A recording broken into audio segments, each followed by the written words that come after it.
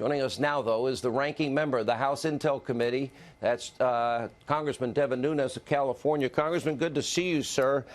All these GOP investigators, starting with Ratcliffe and people like Lindsey Graham and people like yourself, you are saying that there are classified documents that will expose the misuse, the knowing misuse of the Steele dossier, especially as it relates to the FISA applications. Can you tell us more?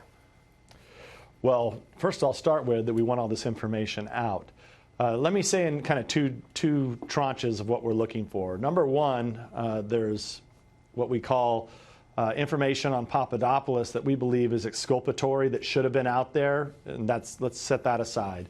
The other set is... Well, slow down. Where is that exculpatory evidence, and what might it be? So it rests at the FBI. We've been asking for it to be declassified. So that's really all I can say about it. It's just that it's exculpatory evidence that should be provided to the American public. On the FISA application, remember, you have Comey, who has called this a mosaic. So Comey's mosaic. Remember when we came out with our memo that brought forward the fact that they had used the Clinton paid-for dossier, the dirt, opposition research, and then they had leaked that to press outlets, and then they picked up those press reports and used it in the FISA application. Comey said, oh, no, it was a mosaic. There was so much more information there. Well, there is more information there that we think is equally as bad as using opposition research. Let me ask you this. Is it true, let's start with the first FISA application, that the bulk of information was the Steele dossier, bought and paid for by Hillary Clinton, full of Russian lies? Was that the bulk of the FISA application? Yeah, so it is the bulk. But remember, what we believe the rest of it is that fills out Comey's mosaic is actually the true definition of the insurance policy. So remember the talk of the insurance policy by Strzok and Page on the text messages? We believe that insurance policy is not just about investigating the Trump campaign. We believe it is to ensure that they were able to get the FISA warrant on Carter Page so that they could go in and look at all the emails in the campaign. So the Carter Page was just being used, his constitution. It's no small deal, but they violated his constitutional rights to get a backdoor into all things Trump campaign. That would be the Trump transition, and that would be even the Trump presidency. Correct, sir? It's horrible what they have done to many Americans. But let me just say this about this, Sean. So we've been living for 3 years with the perverted fantasies of Glenn Simpson and the Clinton campaign talking about P-tapes and, supposedly, reporters were all over Europe looking for these P-tapes. I mean, this is really gross stuff. And you showed that clip of Biden out on the campaign trail. When you have Americans that are out there saying, I think that Vladimir is controlling President Trump, we can't live for six more years of this. Those people have been poisoned by just the fantasies of Glenn Simpson and the Clinton campaign. So at some point, the FBI and this fusion network, they intertwined, okay, and they were working in conjunction together on this. And I think that's what the U.S. Attorney Durham is supposed to get to the bottom of. Okay. Is it true that at the top of the FISA applications, as Congressman Ratcliffe has said, it says in pretty big letters, verified? Is that part true?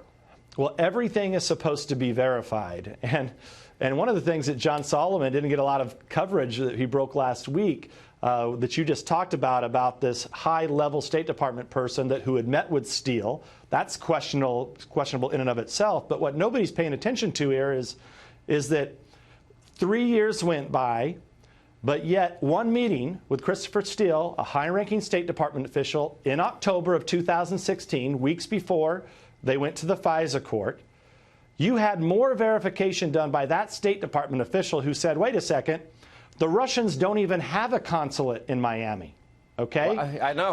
I remember. Yeah. All right. So when Christopher Steele is questioned under oath in Great Britain in that interrogatory, and he doesn't stand by his own dossier, says, I have no idea if any of it's true. We know from the State Department official, Cavalack, that And she rightly warned everybody that this was political because he had a due date. He needed this out before Election Day. Sounded desperate. But doesn't that render that document unverifiable? If he won't stand by it and he's not, and I don't know if any of it's true, 50-50 raw intelligence. So anybody that signed a FISA application was signing on to something that they couldn't possibly have verified, correct? There's a whole lot of things that don't make sense about this, but one thing that we do know now for sure because of this revelation is that the FBI did in fact know that Christopher Steele was talking to people within the State Department. They knew that at least one big part of it, because supposedly the money was being funneled through this Russian consulate in Miami, which doesn't even exist. So the FBI knew good and well that Steele had a lot of problems. And I'll say something else about Steele. So, you know, it's called the Steele dossier. It's really just Clinton opposition research. I think once we get to the bottom of this, what we're going to find is that Steele had a small role in actually crafting this. And I'll go back to what I started with. These really were the perverted fantasies of Glenn Simpson working with the Clinton campaign to say, what can we draw up here that we can spread out lies to the American people, that we can feed into the FBI, and lo and behold, let's get an investigation going on the Trump campaign. That's really what happened here. And Comey's acting cute with the word spy. Oh, we don't spy in the FBI. He just signed a warrant to spy on the Trump campaign and Carter Page. And, you know, I know he thinks that he's a super patriot and smarter than we smelly Walmart people. Well, let me ask you, is there any doubt in your mind that those that signed those FISA applications knew darn well that that information was false and unverifiable? The people behind that were building those FISA applications had to have known the problems with Steele, okay? And now we know, we actually have now evidence, right? We have a smoking gun because we have emails now, according to John Solomon's report. When you move past that, for sure by the second, third, and fourth renewal of this FISA, I mean, that is totally fraudulent. But they knew in the first one. They were warned twice. Bruce Orr warned them, and the State Department official warned them. Believe me, they knew in the first one, yes. But what's even worse is I think more people become contaminated when you look at the second, third, and fourth. This went on for a full year. Imagine that as an American citizen out there. Wow. The government was listening to your calls and reading your emails for a year. It's scary stuff. That's the end of the country if we don't get it right. Thank you, Congressman.